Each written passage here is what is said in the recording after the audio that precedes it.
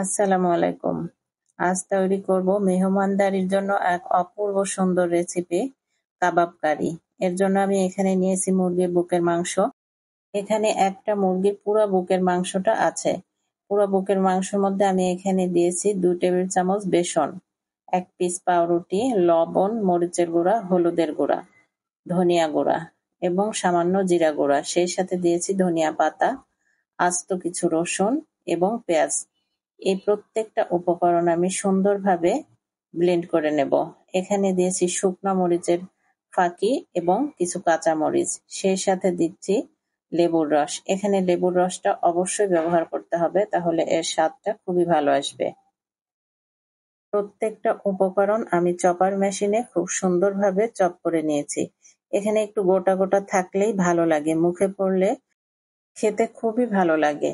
এবার আমি হাতের মধ্যে খুব সুন্দরভাবে লম্বাটে করে একটু শেপ দিয়ে নিচ্ছি। এটা আপনারা ইচ্ছা করলে গোল গোল শেপেও তৈরি করতে পারেন, কিন্তু আমি একটু লম্বা করে শেপ দিয়ে নিচ্ছি এবং ভেতরে একটা চপস্টিকের কাঠি দিয়ে ফাঁকা করে নিচ্ছি। এইভাবে নিলে ভেতরে মশলাটা যায়, খেতে খুবই ভালো লাগে এবং সফট হয়। আর যদি সম্পূর্ণ বন্ধ করে মুঠো কাবাব তৈরি করা যায় তাহলে কিন্তু একটু শক্ত হয়। এই জন্য চেষ্টা করবেন ভেতরে একটু ফাঁকা করে দেওয়া, তাহলে কাবাবটা খুব সফট হবে, রান্না করলে মুখে মিলিয়ে যাবে, স্বাদটাও খুব ভালো আসবে। আমি প্রত্যেকটা কাবাব হালকা তেলের মধ্যে ভেজে নিচ্ছি।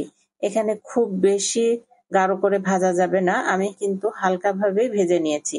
এবার ওই তেলের মধ্যে দিয়ে দিচ্ছি পেঁয়াজ বাটা। যেহেতু এটা কাবাব কারি, এখানে পেঁয়াজ বাটাটা একটু বেশি দিতে হবে। সেই সাথে দিয়েছি এখানে শুকনো মরিচ বাটা এবং আদা রসুন বাটা। প্রত্যেকটা উপকরণ ভালোভাবে তেলের মধ্যে ভেজে নিতে হবে, যেন এর কোনোভাবেই কোনো কাঁচা গন্ধ না থাকে। এবার এখানে দিচ্ছি লবণ, মরিচের গুঁড়া, হলুদের গুঁড়া, ধনিয়া গুঁড়া, জিরা গুঁড়া এবং টক দই। এখানে টক দইয়ের পরিমাণটা একটু বেশি দিলেই এর স্বাদটা বেশি ভালো হবে। এবার টক দইয়ের সাথে প্রত্যেকটা মশলার উপকরণ খুব সুন্দরভাবে ভেজে নিতে হবে। তার মধ্যে দিয়েছি আমি 1 টেবিল চামচ টমেটো পিউরি। টমেটো পিউরিটা অবশ্যই দেওয়ার চেষ্টা করবেন, তাহলে এর স্বাদটা খুব ভালো আসবে। এবার প্রত্যেকটা মশলা খুব ভালোভাবে সময় নিয়ে কষিয়ে নিয়ে তার মধ্যে কাবাবগুলি দিয়ে দিব। কাবাবটা দেওয়ার পর এখানে দিয়েছি আমি বাদাম বাটা এবং 1/2 চা চামচ পরিমাণ চিনি। এখানে চিনিটা অবশ্যই দিতে হবে, কারণ এখানে টক দই এবং টমেটো ব্যবহার করা হয়েছে। চিনিটা দিলে এর টেস্টটা ব্যালেন্স আসবে।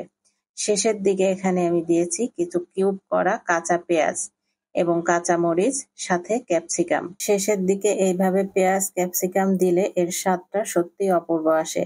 আপনারা এইভাবে একবার হলেও রান্না করে খেয়ে দেখবেন, আশা করি নিরাশ হবেন না। আজকের রেসিপি ভালো লেগেছে, ভালো লাগলে লাইক, কমেন্ট, শেয়ার দিয়ে পাশে থাকবেন। আল্লাহ হাফেজ।